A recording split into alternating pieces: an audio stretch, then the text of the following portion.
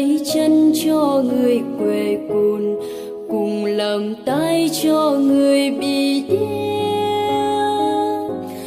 Xin dùng con theo ý của Ngài, làm đôi mắt cho người bị mù, làm tiếng kêu cho người bị oan. Chẳng phải con đã chọn Ngài, nhưng chính Ngài chọn con trước đó.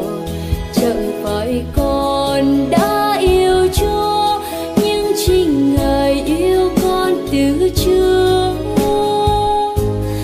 Từ lúc con chưa biết yêu Ngài, từ lúc con chưa nhận biết Ngài, Ngài yêu con giữa muôn người, Ngài đã chọn con. Xin gửi con đi tới mọi miền để đem cơm cho người nghèo hèn và tặng nước cho người còn khát. Xin gửi con vào khắp muôn nhà, tặng thuốc thang cho người bệnh tật, tặng chiếu chân cho người lạnh con. Chẳng phải con đã chọn Ngài, nhưng chính Ngài chọn con trước đó. Chẳng phải con đã yêu Chúa, nhưng chính Ngài yêu con từ trước.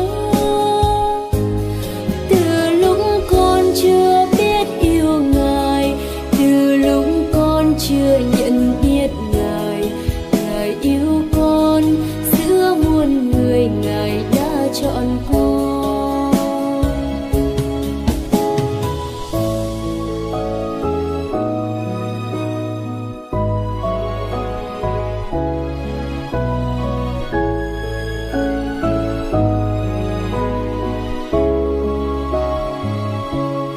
Xin gửi con ra khắp nẻo đường, bàn tay nâng ánh đèn soi đường, tỏa lửa ấm cho người lạnh giá.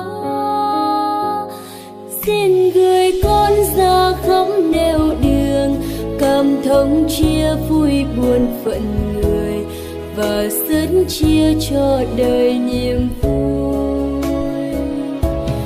Chẳng phải con đã chọn Ngài, nhưng chính Ngài chọn con trước đó. Chẳng phải con đã yêu Chúa, nhưng chính Ngài yêu con từ trước. Từ lúc con chưa biết yêu Ngài, từ lúc con chưa nhận biết Ngài, Ngài yêu con giữa muôn người, Ngài đã chọn con. Xin gửi con vào khắp thôn làng, ủi an trao cho người khổ sầu, gửi lòng tin cho người buồn chán. Xin gửi con vào khắp buôn làng, niềm vui trao những người buồn phiền, người lắng lo xin gửi bình an. Chẳng phải con đã chọn Ngài, nhưng chính Ngài chọn con trước đó.